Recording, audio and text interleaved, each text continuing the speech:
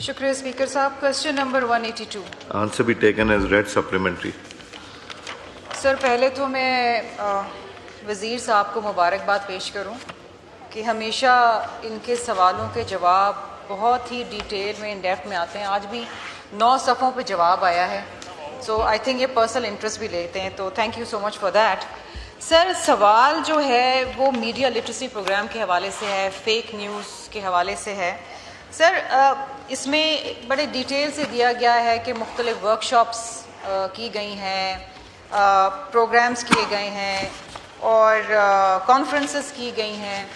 میں پوچھنا چاہ رہی تھی وزیر صاحب سے کہ اس میڈیا لٹریسی پروگرام کا بجٹ کیا ہے اور اب تک کتنے لوگ اس سے مستفید ہوئے. سر چھوٹا سا اور سوال کروں گی کیونکہ 9 صفحوں کا جواب, سر 9 صفحوں کا جواب ہے, مجھے سوال میرے بہت سارے ہیں, میں کس طرح اس کو ایک کوزے میں بند کروں. اسی لیے تو لکھ کے دے دیا آپ کو سارے. سر دوسری چیز, ایک اہم چیز یہ ہے کہ انہوں نے یوتھ ہب کی بات کری ہے, ڈیجیٹل یوتھ ہب کی. تو میرا ان سے یہ بھی سوال ہے چھوٹا سا کہ کیا میڈیا لٹریسی کو باقاعدہ اسکولز اور کالجز میں کریکولم میں ایڈ کرنے کی کوئی ان کا ارادہ ہے. اور کیونکہ موسٹ جو خبریں ہوتی ہیں, فیک نیوز ہوتی ہیں, وہ سوشل میڈیا پلیٹ فارم سے آتی ہیں. ٹویٹر ہو گیا, آپ کا انسٹاگرام ہو گیا, واٹس ایپ ہو گیا. سر جس طرح جنگ کے دوران آپ کو یاد ہوگا ہم صبح اٹھے تو پتہ چلا خبروں کے اندر کہ جی کراچی پورٹ کے اوپر حملہ ہو گیا. سر یہ بہت بڑی خبر تھی کہ کراچی پورٹ پہ حملہ ہو گیا.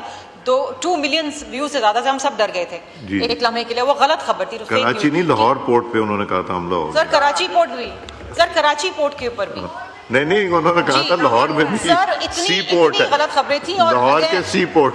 جی سر, اور منسٹر صاحب کی میں ذرا تھوڑی سی تعریف بھی کر دوں کہ انہوں نے بڑی اہم ذمہ داری ادا کری اس دوران میں جو جنگ کا ایک بہت ہی مشکل ماحول تھا. سر یہ بتا دیں کہ کتنے لوگوں کو اب تک آفیشلی کیسز رجسٹر ہوئے ہیں فیک نیوز کے حوالے سے, کتنوں کو سزائیں ملی ہیں؟ جی عطا طاہر صاحب, منسٹر فار انفارمیشن. بہت شکریہ سر. میں آنریبل ممبر کا بڑا شکر گزار ہوں. یہ ہمیشہ نیشنل اور پبلک امپورٹنس کے ایشوز پہ بڑے میننگ فل سوال کرتی ہیں, اور ہماری یہ فرض ہے کہ یہ تو ابھی 18 صفحوں کا جواب تھا, اس کو میں نے 9 کیا تاکہ وہ ٹائم کم ہوتا ہے اس کو پڑھ لیں.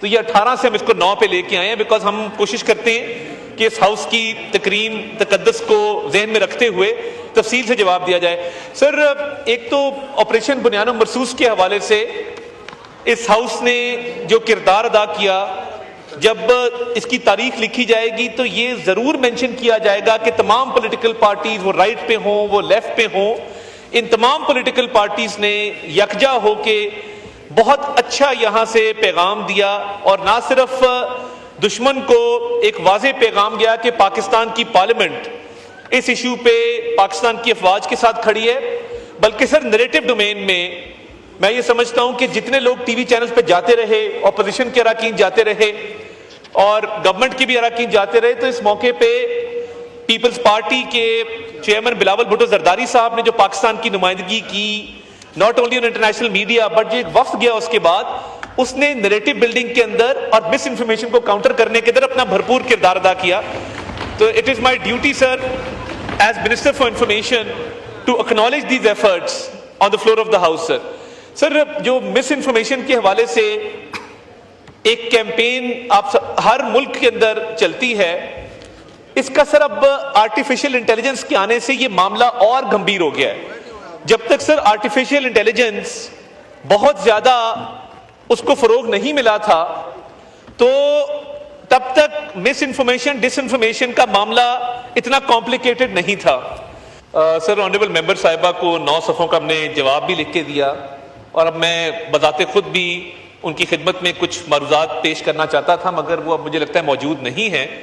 تو اگر وہ یہاں پہ تشریف رکھتی ہوتی تو بہتر ہوتا کہ میرے جو جواب ہیں وہ میں بڑے اس سے چاہتا ہوں کہ کوئی نتیجہ ہم اخذ کر سکیں, اور یہ مس انفارمیشن اور ڈس انفارمیشن کے خلاف یہ ہاؤس بھی اپنا کردار ادا کر سکے.